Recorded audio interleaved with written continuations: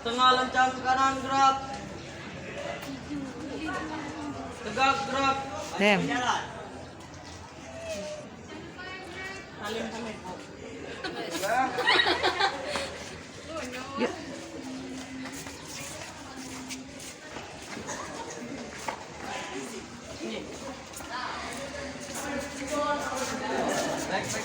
Satu, dua, tiga. Assalamualaikum warahmatullahi wabarakatuh. Waalaikumsalam warahmatullahi wabarakatuh. Selamat pagi anak-anak. Pagi.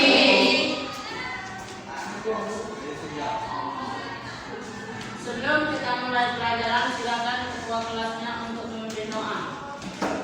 Oke, sebelum belajar kita baca doa. Berdoa mulai.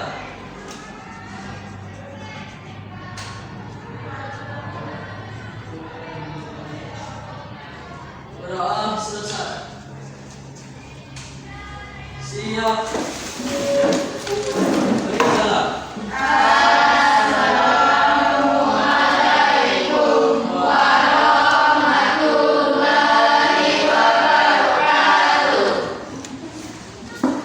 Bila anak-anak muda, sebelum kita belajar, ibu akan mengetik absen terlebih dahulu ya. Siapa yang tidak hadir? Ibu. Nah, pada hari ini kita belajar.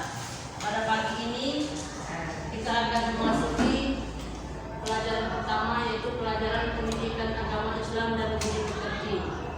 Materi kita pada hari ini iman kepada kitab-kitab Allah. Kita lihat di sini ya. Sebelum kita masuk ke materi, kita ingat dulu pelajaran kita minggu yang lalu, yaitu iman kepada Allah. Iman kepada Allah itu termasuk di dalam rukun iman yang keberapa? 5. Yang ke-5. Yang ke-4. Yang pertama, iman kepada Allah. 2, iman kepada Nabi. 3, iman kepada Kitab-kitab iman kepada kitab-kitab Allah. Jadi kita lihat di sini ya, pengertian. Adapun materi yang akan kita bahas, pengertian iman kepada Allah, dalil nakli iman kepada Allah, macam-macam kitab Allah, hikmah beriman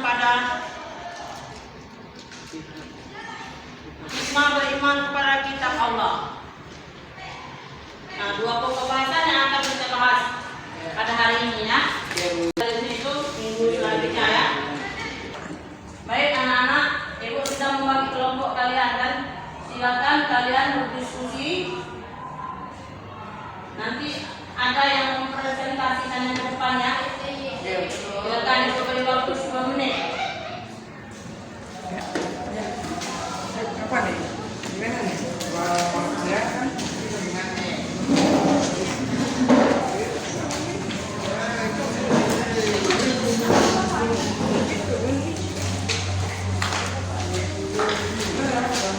Jadi kita akan serba ya, dia toko-toko sirupi ya.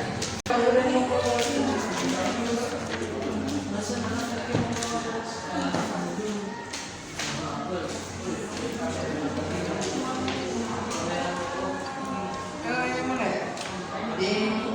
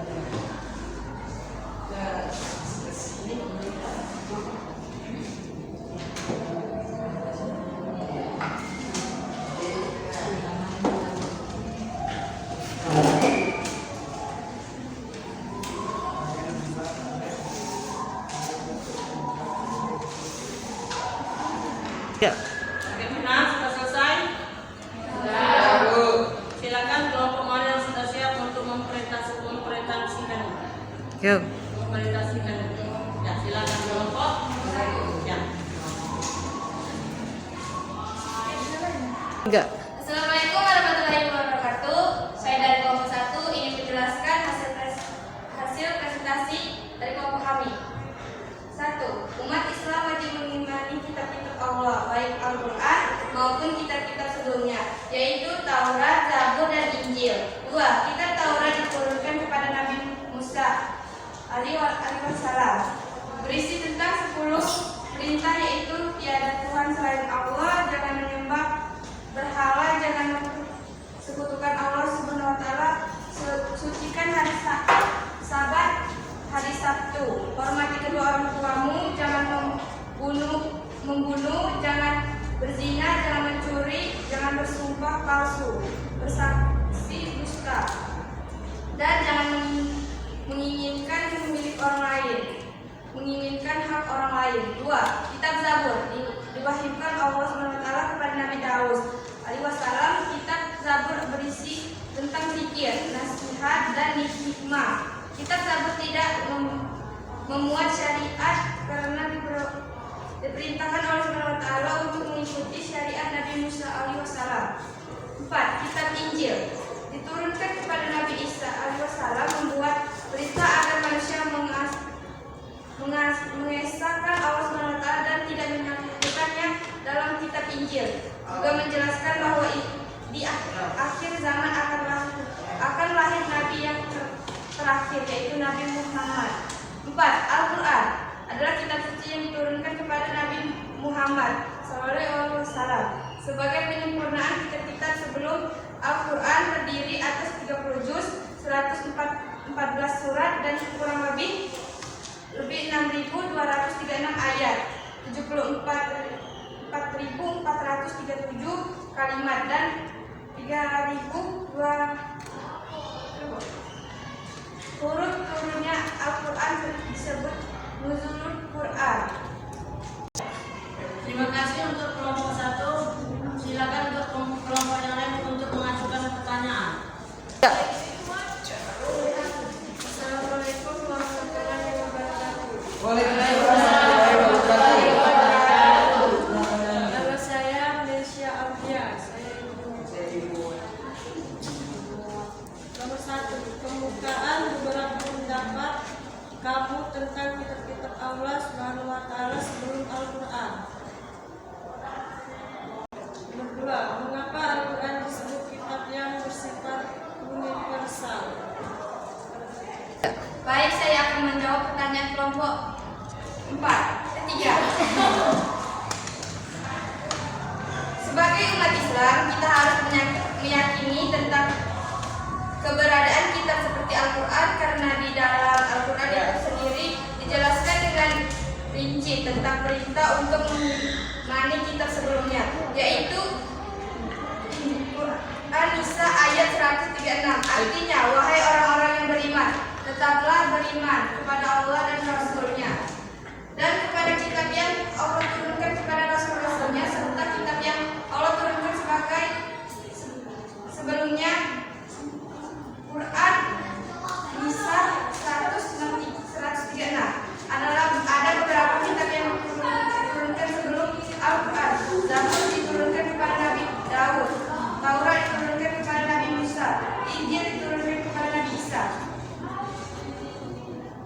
2. Hal ini dikarenakan isi ajaran Islam bersifat umum dan dapat berlaku untuk bersifat setiap zaman, setiap umat, setiap kaum, dan di negara maupun siapapun dan sampai kapanpun. Intinya ajaran Islam mampu menjawab masalah yang ada sejak dulu, sekarang, dan hingga nanti.